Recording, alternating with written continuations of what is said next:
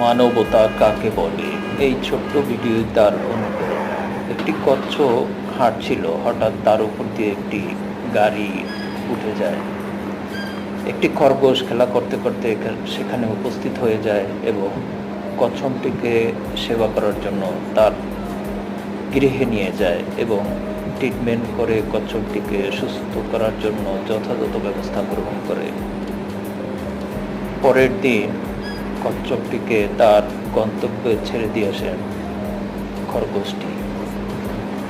এমন একদিন হয় যে খরগোশটি বন্যায় কবলিত পড়ে যায়। সে একটি বোতল নিয়ে সাঁতরাতে থাকে। এমন সময় সেই যে কচ্ছপ তাকে উপকার করেছিল সে চলে আসে এবং তাকে তার গন্তব্যে নিয়ে যায় কচ্ছপটি। বন্ধুরা, এটাই হলো মানবতা। সাবস্ক্রাইব।